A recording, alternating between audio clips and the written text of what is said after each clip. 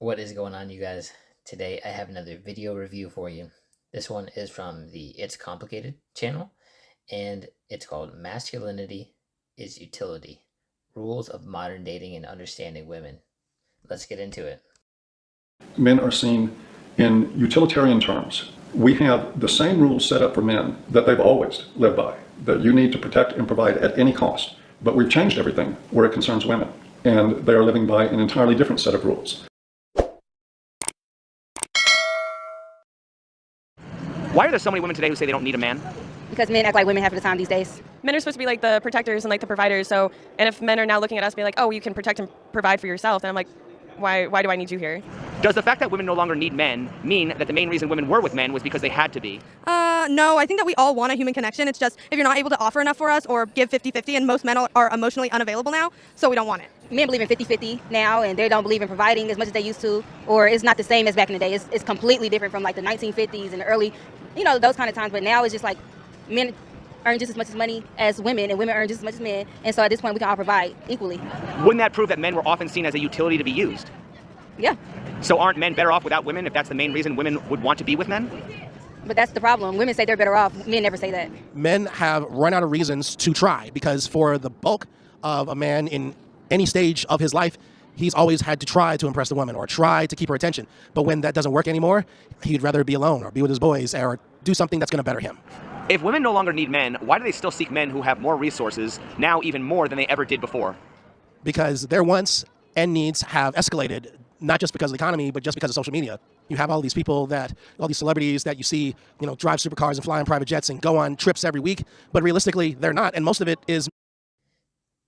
The real reason is because they actually want that masculine leader and provider, that best long-term fit for them, so that they can actually drop the boss girl, the masculine act.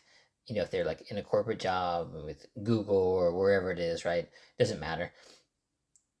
They want to drop that and have a man who can actually take care of everything so they can stay at home and take care of their man and their child or their future child, right? Like they don't want to put up this masculine act or this front anymore. And they put it up as sort of like a shield. It's like being defensive. But it's really what they want behind all of that. They would gladly give up that role as like a doctor or whatever, at least for a little while. Maybe, I bet even if they were to work, it'd be better if they didn't work at all or was part-time because the man's got it covered, right? He's that guy. And that doesn't excuse, because I know there's a whole rabbit hole you can go down there, right? Because people, you see a lot of videos like on It's Complicated or different types of channels where the stay-at-home mom is like, oh, the guy isn't there for me. Like, you also have to be there for her in the right ways, and her see you as that top guy that she doesn't want to leave, because there becomes another issue where it's like she's not getting what she wants from you emotionally, and then she leaves. It's like what is that guy's name? Tom Brady from the NFL. Good shape, well off financially, but his wife decided that even though he's one of the top guys, that she should cheat on him with her, I don't know, it was like her Brazilian jiu-jitsu instructor or a personal trainer. And obviously that guy didn't have it together like Tom Brady, NFL superstar, did. So you got to realize there's a lot of weird little mechanics going on here. Made up. Should a man be expected to love a woman for who she is? Yes. If a woman only loves a man for what he provides? I mean, essentially men only love women for what they provide, their bodies, and being able to, care for them. So, I mean, wouldn't you say it's a double standard? They're giving a lot of their bodies and different things to men without getting nothing but sometimes divorce in return, and then they have nothing. So a lot of women are kind of doubling down and making sure that the men have something before they give them the time. Are women giving their bodies to men, or are they sharing their bodies with men? You better ask these deep questions. I do still think that women, when they give their bodies up, it's still giving. It's still, I don't know, a privilege. Yeah, a privilege. Isn't sex something that's shared while money is something that's taken? I think both things can be shared. I think both sex and money can be shared. It just depends on if you're rocking with the right person. Why is it that in the age of independent women, a man's value is often determined by what he provides? And why is a woman's value determined by her sex, her looks, her body, and nothing her brain, nothing intellectual, but just physical appearance. Women want money, and I feel like women, they're trying to sell anything for money, which is right between their legs. Women do feel we are the prize, and so at the end of the day, we do want to know what a man can provide because we're supposed to be in our feminine. Women are not supposed to be masculine, and a lot of women are in their masculine era if they're independent usually because they don't have somebody that allows them to drop those walls. And I want to point something out, like that one girl, she did answer a couple of the previous questions, not this girl, but the other one, because sometimes they'll deflect the question, and I think it's out of like a defensiveness. They're like trying to protect themselves, like, well, why not you? Rather than actually answering the question and even sharing a little bit of their own opinion or idea or accountability, right? So she's kind of like deflecting, like kind of hiding from the question. Unfortunately, nowadays, that comes with what you can do. Why is anything women don't want to do labeled masculinity? I think that deep down, a lot of women don't want to have to work and they want to feel like they can be provided for. Why is that? I think that at the end of the day, a lot of us still want to be able to be mothers or be at home with our children and also just like gallivant and have some fun with our husbands. To be very truthful, if I'm going to be with somebody and it's a trash environment now, I might as well go with somebody that I'm going to gain something with. Why is women's empowerment all about liberation and choice, while men's empowerment is all about masculinity, duty, and sacrifice, which is actually the opposite of liberation and choice? I don't know why it is like that. I mean, us men, we probably only thing we can offer is money. That's what it seems like to a woman, or maybe our masculinity, meaning that we have to work out. Now it's like if you're not working out, a woman is not even, if you don't have no money, you're not working out, women don't even like you no more. So So what's the difference between masculinity and utility? Well, masculinity, I don't even think they feel like they need that because the ugliest guy with money is getting the girl. So, well, isn't money still a utility? It's still a utility. They got to pay bills, and a lot of women need the bills paid. I think it's all like primal and innate. I think for a long time, men always sacrificed themselves for women, and women, they just care about their body and their views, and they're not like, they were always the gatherers, they weren't ever the hunters. So how can what empowers one gender be the opposite of what empowers the other? I think just because there's two different sets of chromosomes when it comes down to making people. I mean, you're talking about two completely different DNA chains and two different innate primal responses to nature and everything around them. Why are men expected to double and triple down on their gender role when women have been liberated from theirs? That's a good question. It is true. I do feel like for women it's easier to have a choice now to take on the masculine side if you want. It's celebrated and encouraged now, but also it's okay if you don't want to. And you just want to embrace the traditional feminine role. I don't know. Because men also like to take care of women, okay? So they got to act tough. Like I said, you can't cry. You got to double down, triple down on masculinity. So you can, that one's a tough question, honestly. I can't get through that one. Well, I mean, if men aren't going to stand by and, change the world, why would nothing's, we're going to go to where we've been going the past few years. I mean, men have to, double and triple down. Otherwise, we're going to fall into sin and fall to the wayside like all these other nations that are crumbling right now. We pay the bills, we buy the gifts, we take care of holidays, we take care of everything. And that's because we're men. And anytime that we try to voice our opinion about like, oh, we're men, we pay all the bills, we do all of this stuff, the women get mad. Like, you're supposed to do that. And it's almost twisted because it's like, why do women feel as if it's mandatory for us to do that and they don't have to do their job? And I feel like the job for a woman is just taking care of the home, and they could work and pay bills if they would like, but since when was it just 100% on the man? Why was there a men's liberation movement during the 1970s? What do you think men needed to be liberated from? The wars. I mean, we were thrusted into a bunch of wars and stuff, and we were kind of put on the back burner and thought we were only good for defending the country. We needed to come back and be men again and take back the households. The movement's goals were to challenge traditional male roles and gender expectations and to free men from the constraints society placed on them. Why do we complain about how men are treated and have harder lives at the same time we're advocating for men to be in roles that oppress them? I think that there's just a lot of soft men out there, honestly. A lot of men that were raised by single moms and they don't know what it takes to be a man. You're the man, you got to pay the bills. You're the man, you got to do this. You got to provide, you got to be the provider. So by us having strength, we could do everything differently. Like, for instance, I moved my whole house into a new place over the weekend, and I didn't have any help. It was just me. My wife was upstairs, and that's just because I'm the man, and I feel like that was my job to do that. Doesn't strength actually work against men? I mean, I guess it would work against men in the fact that we have to be out on the front lines, but, like, that's our job, We're supposed to be protectors and protect everybody else. So it's a double-edged sword, but that comes with the responsibility. Who hired men to do that job? God. What if you're not religious? Then your biological DNA hired you to do that. I mean, if you don't want to go into religion, you can go into science. Well, if women put a price on their sexuality, why don't men put a price on their utility? They do. They require you to have sex with them, cook and clean. That's a price. I mean, I think we do in a certain sense. When it comes to picking a life partner, I feel like we definitely do. If men are obligated to protect women because they're physically stronger, why aren't women obligated to be sex slaves to men because they have more sex appeal? I don't think that women should be obligated to be sex slaves. So then why should men be obligated to be any kind of slaves? I feel like if you're going to be a man, that you have an obligation to serve and protect those around you, including women. But women need to be a lot more, they need to be the soft hand that a man comes home to after a long day. Why don't we get to tell women, well, your job is to cook, clean, and make sandwiches because you're women? Well, I think once we tell a woman that, They're going to take it as if, like, us men, we just expect for women to have one particular job, which is be a wife at home, which is cooking, cleaning. When back in the 50s and the 60s, you know, I feel like that's really what it was when it came to a wife, but I don't know. It's a little bit different. Why is it that a woman can be whatever she wants, but a man is clearly defined? I don't know. I think it's just because we're living in a political world, unfortunately, and it's extremely sexist. So when it comes to the way that women believe and the way that us men, we believe, it's not really much that us men we can get away with, but there's a lot that women can get away with. And I think it's because they got boobs and they got an ass. Like, and I don't think, like, us men, like, we don't have those things. Like, we you know what I mean? Like, women have stuff that people are easily attracted to, so they can get away with a lot of things. But men, we can't. You know, we can't just take a vacation and say, I don't want to pay bills today, or I don't want to cook, or I don't want to go to work today. We can't. What's the difference between feminist women shaming men for being toxically masculine versus traditional women shaming men for not being masculine enough? I really don't think there's like much of a difference in either. It sounds like both kind of have like maybe a little bit of like bigotry on both sides. Don't women define masculinity based on what benefits them?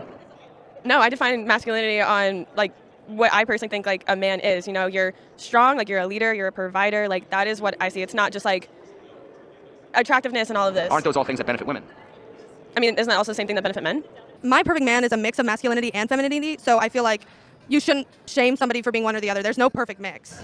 Don't women define masculinity based on what benefits them? Probably yes. Why is that? Because we're looking for certain, the problem with most women is that we're looking for certain ticks to be marked whenever we're looking at men in the beginning. Why is that? Well, whenever you're looking at somebody that you want to date, you're like subconsciously going through a list of checking things off like that they can provide for you, and we probably shouldn't do that, but it usually happens. Why do women often choose to make lists of what they want in a relationship rather than what they bring to the table? I think that you can do both, but I think that you just want to make sure that he's bringing enough for you before you get into it, and it could be because you've been with, honestly, like a loser in the past. Why has religion been imposed as part of the men's masculinity movement, and what is the connection? Read the Bible and you'll see what God's plan was for man and how we should choose a partner and be as a person and raise a family. Doesn't that give them a license to condemn masculinity if it doesn't fit their definition? I mean, I guess it could, but there's a lot of religions that are way worse. You know, you got Christianity. I think I'm a Christian, so I feel like Christianity is definitely the one true way. But there's a lot of other religions that treat women like second-class citizens. So pick your religion like you pick what you're going to wear out that day. If it's not right to dictate religion to people, why is it right to dictate masculinity? It's right to dictate religion to people. That's what God wants you to do, is go out and spread His word. So then, how would you feel if people were imposing Sharia law on Christians? I mean, I don't agree with that, but like they have every right to do that, just like I have every right to go out and protest my faith in the Bible. I mean, there's a little bit different between Christianity and Sharia law, but if people want to do that, we're protected, especially in the United States under the First Amendment. So, for me personally, I dictate masculinity because femininity is dictated onto me. You expect me to cook and clean. You expect me to look pretty and take care of everything at home. So why can I not expect for my man to do his man roles that he's expecting of me? But aren't men labeled misogynist and sexist when they dictate femininity to women? But I feel like women are seen as sexist and feminist when we do the same thing back. If being a masculine man... You see, I mean, she is sort of dodging the question a little bit. But I think these are all really good points, by the way, because you need to become that guy who can fulfill that role, and then it will be easier for that woman to fall into her feminine, right? Now, I'm not saying that you should be dealing with masculine women necessarily, like become that guy so that masculine woman can, soften into her feminine, for example. I mean, yes, you can do that. But I would almost think it'd be better to become that guy so you attract women who are naturally in their feminine to begin with, right? So you don't need to massage that and change them or save them or whatever, right? Like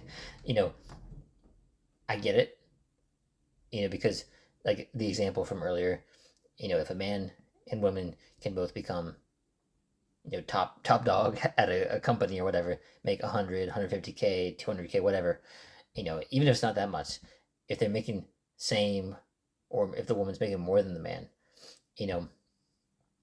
she's naturally going to be in her masculine because she's taking care of bigger roles that require bigger responsibilities. And that means accepting the burden of others. Why would anyone want to be a man by that definition? I don't know why you would want to be a man by that definition, because I don't think taking care of a woman and providing for her would be a burden. But it's the same way with women. Like, if we want to cook for our man, if we want to have their children and raise them while you go and make money and provide for us, then that's not a burden to you. It's just what you bring to the table. Why would anyone want to be a man? Nobody would want to. Nobody would want to. I have 4 brothers, 4 black brothers, so I understand how that feels to be a man in today's society. It's a struggle on both ends. So what's the difference between masculinity and utility? There really isn't. Why would anyone want to be a man by that definition? I think a lot of people, some men don't. Some men don't want to be men. That's the reason why we have people that want to be women. We have, people that are gay. We have all these different type of people in this world that don't necessarily want to be a man because they probably feel as if me as a man, like I have to do so much and so this and that, and I just want to be more. I mean, essentially, it's by the value that you provide to society. And of course, what you provide in a potential relationship. So it is the utility, really. I mean, people like to romanticize it like it's like this Disney fantasy thing. Even guys, like, I think we like fell prey to that, like Hollywood romance, when there's a lot more like dating psychology, like mating psychology behind it. Like what they were talking about earlier, guys had to do a lot physically, build things, protect, provide, and women couldn't really protect themselves as well without a man. So she needed to learn how to do things psychologically, right? Through different forms of communication, because he wasn't out there like fighting or building things necessarily. And it's not that they can't, right? It's just that, that's the way that society has been for so long. So, it's interesting to see, that dynamic now, because this sort of butting heads, which is why, men are finding it a lot harder to date when women are like, I don't need no man. I got it myself. But truthfully, they want a man who's got it handled, so she doesn't have to act that way. Free. So they feel as if like the woman has the easier route, which I don't necessarily agree on that. I feel like we all do what we can. But there's some men that do get abused in that situation. Well, why would you have to be a woman or gay? Why can't you just be a liberated, straight, heterosexual man? I mean, that would be great, but unfortunately we live in a political world where people are so against what you believe or what you do. I don't know if anybody wants to be a man. They even did a study. A girl tried to be a man and she wanted to commit suicide afterwards. It's not easy. Being a man is tough. Being a man is essential. Being a man is what built the country. And honestly, if anyone's strong, you see all these guys that go to the gym, they run every day, or they work out, or they have tough jobs, it's because they choose that. So when they've put their time and effort in it for it, they do it for a reason. And half the time it's because they need to. The other half the time it's because they want to. If being masculine is a natural process, why are men often shamed to be sculpted that way? I don't think it's a natural process. I think it's a norm that is forced on society due to rules and manifestations that have been put into place for decades, maybe even centuries. It goes down to even when boys are crying when they're young and they're yelled at for, stop crying, you're acting like a girl, or get up, dust it off, you're just a guy. It's things that's implemented. It's not something that was given to you at birth. What's the difference between a feminist defining a real man versus the masculinity movement defining a real man? What gives either one the right to define manhood? Neither of them have the right to define manhood because everybody is going to think about it on a different spectrum. But a feminist defining masculinity is probably going to be people that will give a woman more quote-unquote freedom, and then masculinity, people who are fighting for masculinity are going to want to be providers, want a woman who's probably more like a housewife, I feel like. If it's not right to dictate religion to people, why is it right to dictate masculinity? It's not. I don't think either's right to dictate, to be honest with you. So if you're dictating masculinity through your own religious beliefs, how is that not a violation of our First Amendment rights? It might be a violation of our First Amendment rights. Who writes your questions? That's the real question. This is great. Why were the tradcons never an issue when it came to women's liberation, but they are when it comes to men's liberation? Because I feel like, especially nowadays, men's liberation is a lot different than what it used to be. Now men's liberation is, if I feel like a woman, I can be a woman, or, I feel like a cat, I can be a cat. The liberation is different. We used to fight in wars, now we're using urinals in bathrooms. So I feel like there's a lot of pushback now from tradcons than there was back in the day. Doesn't that prove that tradcons catered to feminism and allowed it to get worse? You're supposed to love women. I mean, you're supposed to nurture for them and care for them. So in a sense, yeah, you kind of got to go towards feminism at some points. But when it comes to, what's going on in the world today, I feel like they got it right. So. And why are they now fighting against the men who are trying to make the conditions better? I don't know if they're trying to make conditions better. I feel like there's a lot of people that have a really warped sense of what the world used to be and what the world needs to be. So there's always going to be a power play there, and I'm just one person, but I do what I can. Men are socialized to put their necks on the chopping block, to expose themselves to elements, to take on dangerous jobs, to work on crab boats, to drive trucks, to do any number of really, really dangerous things in order to provide for people that they care about. We have the same rules set up for men that they've always lived by, that you need to protect and provide at any cost. It's the old standard of women and children first. It is still men carrying the lion's share. And it is still the expectation that if somebody's going to go down with the ship, it's going to be men. Really good video. And I'll leave it with this. Women want to be soft and in their feminine. No matter how much shield, defensiveness, ego, I don't need a man, why do I need a man? All that is a front, like a smoke screen, basically. They want someone who can be that guy. and provide. They want to follow that guy, follow his lead, and support him. Because here's the thing: if you've got the wrong woman, it can be like an anchor on a boat, you sink. But if you got the right one, it can make you like rocket boosters on a ship, right? You go to the moon, you succeed that much better. And you can think about like examples. Like I heard this story once about a girl who was not yet a wife or a mother, right? But she was staying at home while the man worked, and then she was complaining when he got home from a long day of work and he wasn't cooking and doing the laundry, etc. Because in that position, given what we're talking about, like traditional masculine and feminine standards, it would be amazing. Like what the guy wants is respect and peace and femininity, right? And one way of showing that traditionally is by cooking and cleaning and making his life easier, giving him peace, not making it harder. He comes from home from a hard day of work, and then he has to cook and do the laundry as well. And yes, you get into semantics, it gets more complicated when the girl's doing that as well, which is why there's all this talk about who should do what when it's women are working more and XYZ, and it sort of muddies the waters. When ideally, I think most women would prefer to get to the point where they're not working and or they're doing something that they're passionate about and the man can provide so she can stay at home with the kid and cook and clean for him, because that's a full-time job in its own. Women need their flowers for that too. That is hard, that is difficult, and we fulfill different roles.